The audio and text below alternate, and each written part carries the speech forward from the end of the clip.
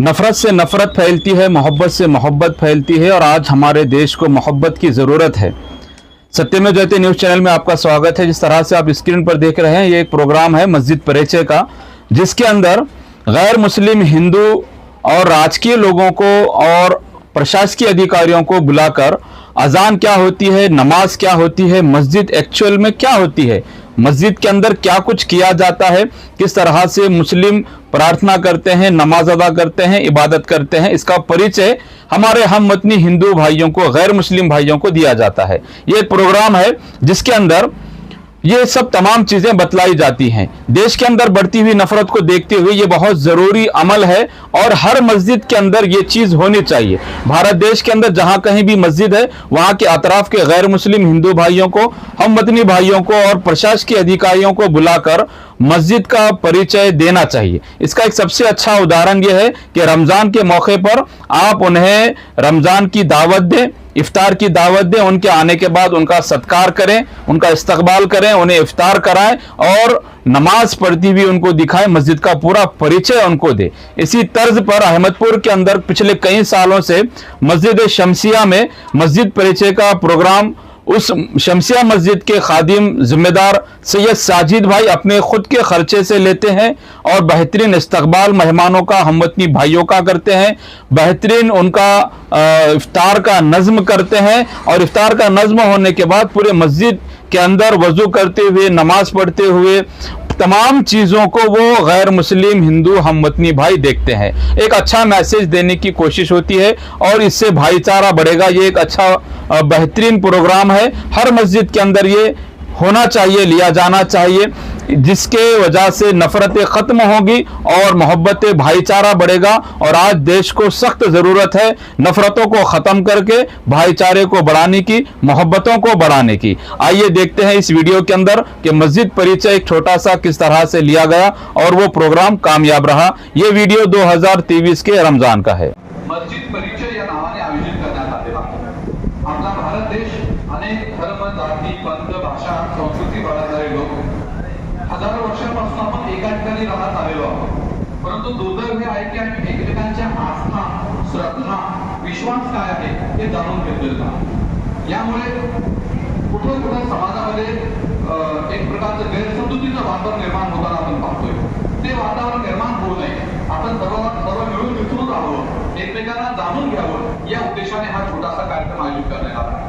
थोडक्यात मी आता तो की मस्जिद काय असते याचा परिचय करून देत आहे। मस्जिद कुराणमध्ये एक शब्द आलेला सजदा, ज्याला आपण आपल्या मराठी भाषेमध्ये साष्टांग नमस्कार म्हणतो। त्या ठिकाणी आपल्या शरीराचे 8 अंग जमिनीवरती टिकतात, त्याला म्हणतात साष्टांग नमस्कार पण म्हणतो। त्याला अरबी भाषेमध्ये सजदा असं म्हटलेलं आहे। म्हणजे ज्या ठिकाणी साष्टांग नमस्कार केलं जातं, ज्या ठिकाणी सजदा केलं जातं, ते ठिकाण म्हणजे मस्जिद। आता आपण पाहतो की मस्जिद एक इमारत आहे, चारी बाजूला भिंती आहे, वरील छत आहे। आता या ठिकाणी काही भाग आपण पाहतो, याचा परिचय देणार आहे। त्यापूर्वी आपण पाहतो की मुस्लिम बांधव दिवसातून 5 वेळा या मस्जिदीमध्ये येतात, नमाज पठण आणि दिवसातून 5 वेळा अजान दिली जाते। ती अजान अरबी भाषेमध्ये असते। ते अजानचं फक्त भाषांतर मी आपल्याला सांगतो ते यासाठी की अजान काय आहे। आता हजारो वर्षांपासून आपल्या इतर धर्मी बांधव ऐकतात ते, पण अजानमध्ये नेमकं काय बोललं जातं हे माहित नाहीये। संत कबीर आपण सर्वांना जाणतो, त्याला संत कबीरांचा एक दोहा आहे, ते असे म्हणतात, कंकर पत्थर जोड़ के मस्जिद लिया बनाए, कंकर पत्थर जोड़ के मस्जिद लिया बनाए, तापे मुल्ला मांग दे क्या बहरा हुआ खुदा। त्यांच्या या दोह्याचा अर्थ असा आहे की दगड तुम्ही माती वीज रचून मस्जिद बांधून काढलं आणि जो अजान देतो त्याला त्याने मुल्ला असं म्हटलेलं आहे। तो तापलेला असतो, त्या रागात आहे, रागात तो बांध देतो, म्हणजे अजान देतोय। इतक्या जोरात का बांध देतो, तो काय ईश्वर बहिरा आहे का तुझं, असं त्यांचं म्हणणं आहे। पण तो बघून सत्यता वेगळीच आहे। ते मुस्लिम बांधव दिवसातून 5 वेळा अजान देतात। ही अजान नमाजची वेळ झालेली आहे, सत्कार्याकडे या, सफलतेकडे या हे बोलावण्यासाठी लोकांकरिता दिली जाते। ही अजान अल्लाहकरिता नाहीये। परंतु आमच्या संतांनी असं गैरसमजून घेतलं तर एवढ्या महान व्यक्ती संत कबीरासारख्या व्यक्तीचं जर तशी अवस्था असेल तर सामान्य व्यक्तीची काय असेल। तर या त्या मराठीमध्ये त्याचं भाषांतर मी आपल्याला सांगतोय। 5 वाक्य आहेत त्यामध्ये। पहिला वाक्य अल्लाहू अकबर, अल्लाहू अकबर, त्याचा अर्थ होतो अल्लाह महान आहे, अल्लाह महान. एकेश्वरवादाची शिकवण या ठिकाणी दिलेली आहे की सारी सृष्टी ब्रह्मांड या सर्वांचा निर्माता, रचिता, शासक, पालक, मालक, धनी हा फक्त एक आणि एकच ईश्वर आहे, एक अल्लाह आहे. एका शाळेचे 2 मुख्याध्यापक, एका राज्याचे 2 मुख्यमंत्री, एका देशाचे 2 प्रधानमंत्री अशक्य. राहिले तर काय परिणाम होऊ शकतात आपण याची कल्पना करू शकतो. तो एवढ्या मोठ्या सृष्टीचा पसारा अगदी सुव्यवस्थितपणे चालू आहे ते एका ईश्वरावर. तर ती एकेश्वराची हाक आहे, अल्लाहू अकबर, अल्लाह महान आहे. अशहदु अल्ला इलाहा इल्लल्लाह, मी साक्ष देतो की अल्लाह शिवाय कोणीही उपास्य नाही. जो सृष्टीचा निर्माता आहे, ज्याने आम्हाला जीवन दिलेलं आहे, जीवन आम्ही जगतोय, तो मृत्यू सुद्धा आम्हाला देणार आहे, त्याची आराधना आपण केली पाहिजे. ही साक्षी अटकन दिली जाते. अशहदु अल्ला इलाहा इल्लल्लाह. त्यानंतर म्हटलेलं आहे तिसरं वाक्य आहे, अशहदु अन्ना मुहम्मद रसूलुल्लाह, मी साक्ष देतो की पैगंबर मोहम्मद सल्लल्लाहु अलैहि वसल्लम हे अल्लाहचे संदेशवाहक, रसूल, पैगंबर आहेत. मोहम्मद पैगंबराबद्दल लोक असे म्हणतात ते मुसलमानांचे धर्मगुरू नाही. कुराणमध्ये त्यांच्याबद्दल म्हटलेलं आहे की वमा अर्सलनाका इल्ला रहमतल लिल आलमीन, हे मोहम्मद सल्लल्लाहु अलैहि वसल्लम आम्ही तुम्हाला सकल जगवासियांकरिता कृपा बनवून पाठवलेला आहे. तर मोहम्मद पैगंबर मुसलमानांचे पैगंबरचं कुराणमध्ये कुठं उल्लेख आहे? सकल मानव जातीकरिता, सकल सृष्टीकरिता त्यांना पैगंबर बनवून पाठवलेला आहे. त्या पैगंबरत्वाची साक्ष. आणि हे मोहम्मद पैगंबराच्या अगोदर अनेक पैगंबर येऊन गेले. यदा यदा ही धर्मस्य ग्लानिर्भवति भारता, भगवद्गीतेचा तो श्लोक आपण ऐकतो की जेव्हा केव्हा अनाचार माजत असेल तेव्हा तो सृष्टी निर्माता आपले दूत संदेशवाहक या जगात पाठवत असे. मोहम्मद पैगंबर ते संदेशवाहक आहे. मोहम्मद पैगंबराच्या अगोदर अनेक संदेशवाहक येऊन गेले. आदरणीय रामजी, आदरणीय कृष्णजी, आदरणीय वर्तमान महावीरजी, आदरणीय गौतम बुद्धजी यांच्याबद्दल आम्ही मुस्लिम, आमची श्रद्धा अशी आहे की आम्ही त्यांना पैगंबर नव्हते असे म्हणू शकत नाही.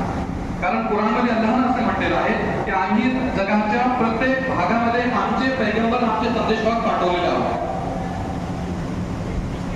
तर ही साक्षी आठवण दिली जाते की मोहम्मद पैगंबर हे अंतिम पैगंबर आहे, शेवटचे पैगंबर आहे. त्यानंतर म्हटलं की हय्या अला सलाह, सलाह म्हणजे नमाज, या नमाजकडे या. अजानचा उद्देश आहे नमाजची वेळ झालेली आहे, नमाज पठण करण्याकरिता या. हय्या अला सलाह, हय्या अला फलाह, फलाह म्हणजे यशस्वीता, सफलता.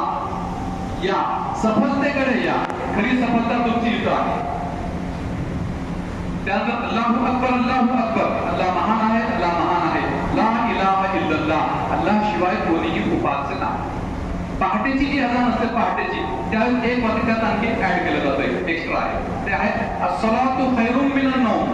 त्याचा अर्थ होतोय झोपेपेक्षा नमाज श्रेष्ठ आहे. साखर झोपेमध्ये मनुष्य असतो, मस्त झोपावं वाटतं, पण तो सांगते की झोप मोड, नमाजची वेळ झाली, ये नमाज करे. हा ही अजान आहे. म्हणून दिवसातून 5 वेळा विश्वातील साऱ्या मशिदीतून 5 वेळा ही अजान केली जाते. हा याचा अर्थ. यानंतर या आपण मस्जिद काय जाणून घेऊया. आपण पाहतोय हा सर्वप्रथम तुम्हाला हा अर्धगोलाकार भाग दिसतोय, याला मेहराब असे म्हणतात. आता हे कशासाठी? जुन्या मशिदी तुम्ही ज्या पाहाल प्रत्येक ठिकाणी अशा प्रकारचे अर्धगोलाकार भाग दिसेल. याचं कारण असं आहे की अगोदरच्या काळात माईक, लाऊडस्पीकरची व्यवस्था नव्हती. तर या ठिकाणी जे मुख्य इमाम, मुख्य पंडित जे असतात या ठिकाणी उभे राहून ते नमाज पठण करत असतात. बोलत असताना ते काय बोलत आहेत, आवाज दूर ऐकू जावं, आवाजाची प्रतिध्वनी व्हावी यासाठी हा अशा प्रकारचा आकार घेतलेला आहे. याशिवाय दुसरं याचं काही महत्व नाही. त्यानंतर हे जे पाहतोय आपण, हे 3 शिड्या दिसत आहेत. याच्यावर उभं राहतो, वरी सुद्धा उभं राहतो. कारण मी यासाठी उभं राहिलो की काही लोक मला काहीतरी पवित्र जागा आहे असं समजतात. तसं काही नाही, सर्व जागा पवित्र आहे. याला म्हणतात मेंबर. म्हणजे आपण जसं स्टेज म्हणतो ना, स्टेज व्याख्यान देण्यासाठी वगैरे हे स्टेज आहे. त्या मस्जिदचे इमाम असतात, शुक्रवारी या ठिकाणी उभे राहून ते प्रवचन देत असतात. लोकांना त्यांच्या जीवनाचा उद्देश सांगतात. उद्या आपल्याला मरायचं आहे, आपल्या परमेश्वरातून आपल्या कर्माचा दाब द्यायचा आहे, नेहमी सत्कर्म करत राहा, जीवनाचा उद्देश जाणा, चांगल्या गोष्टी या ठिकाणी उभे राहून ते प्रवचन देतात, सांगतात. हा याचा उपयोग आहे. यानंतर आपण पाहतो या ठिकाणी वेगवेगळे पुस्तकं वगैरे दिसत आहेत. बहुतांशी पवित्र पुराण आहे आणि काही ग्रंथ मोहम्मद पैगंबर यांच्या चरित्रावरती पवित्र पुराणाच्या वेगवेगळे भाग या ठिकाणी ठेवलेले आहेत. ते लोक या ठिकाणी वस्तू वाचन वगैरे करत असतात. त्यानंतर आणखी एक भाग असतो, एक घड्याळ स्वरूपात असतो. त्या दिवसातून 5 वेळा जी नमाज पठण केली जाते त्याचं चित्र त्यामध्ये असतं. सकाळची फजरची नमाज त्याची वेळ, जोहरची नमाज दुपारची त्याची वेळ. असे उलट लागायचे बाहेर नाही, बाहेर नाही बाजूला आपण जाताना बघू शकता त्याला.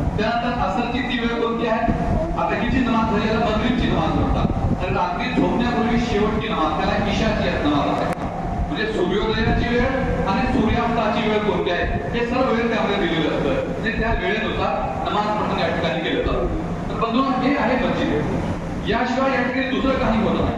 एक मस्जिदचं एक वैशिष्ट्य एक असं आहे,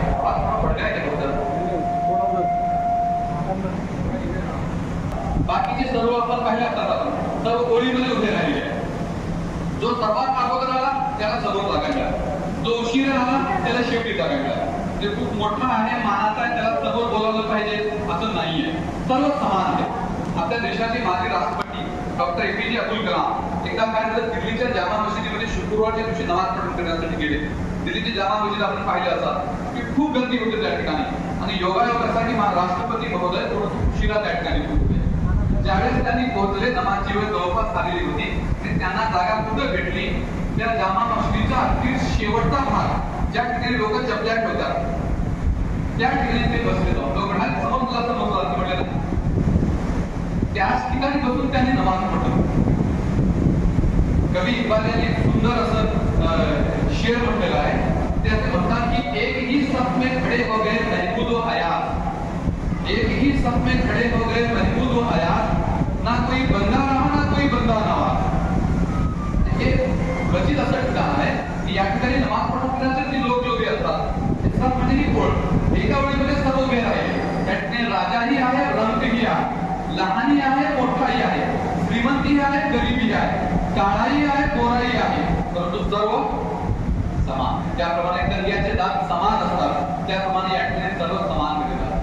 जे समाजातील भेदभाव उच्चनिष्ठा हे सर्व या ठिकाणी दूर केलं जातं. पवित्र ग्रंथाचे एक श्लोक मी त्या ठिकाणी वर्णन केलं. त्यामध्ये असं म्हटलंय की लोकांना तुमची निर्मिती एका पुरुष आणि एका स्त्रीपासून करण्यात आलेली आहे. तुमचे अनेक राष्ट्र वंश कुटुंब बनविले ते यासाठी तुम्ही एकमेकांना ओळखावे. कोणी शेख